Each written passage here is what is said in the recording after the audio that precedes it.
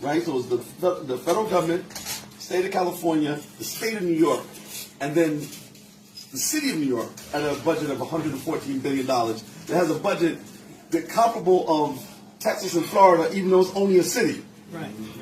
Right? And so it's a lot of money. And then when you put that with the 5 pension funds that the city controller is in charge of, you're talking about somewhere in the order of $350 billion worth of economic activity of your money. Of your money. And so there's a lot that needs to be done.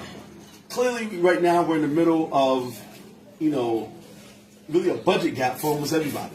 Right? The city's budget is balanced, the state's budget is balanced, but you go home and your budget's not balanced. And the reality is what's happening with your money that allows, and where the policies that are coming from that allows your budget at home to balance. Right? Those one of the things the affordability gap is really one of the things I'm going to be addressing in a very, very big way. Somebody just asked me about women and minority business development. Part of the reality is that, as much as, the economy booms, Black, Latino, and Asian communities don't get the access to those dollars, right?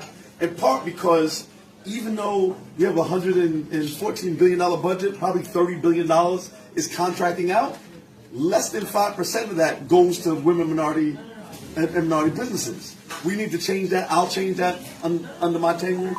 Even in the context of the state controller's office, the city controller's office, you see, state too, but you see very few money managers who come from our communities.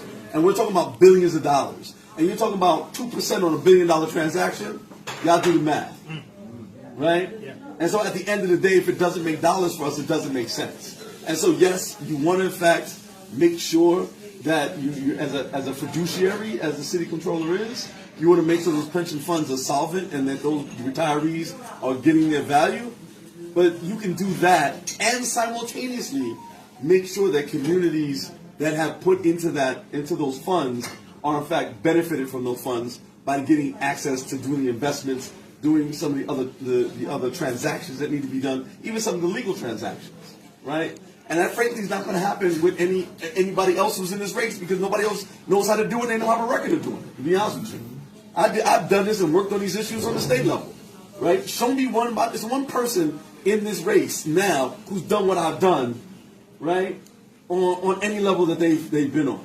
And so that's why I'm running, because the voice of the people of this community who are not from Midtown Manhattan have to be heard.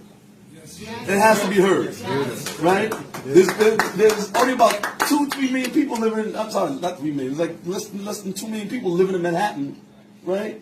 And that means there's something like 7 million people living anyplace else. I want to.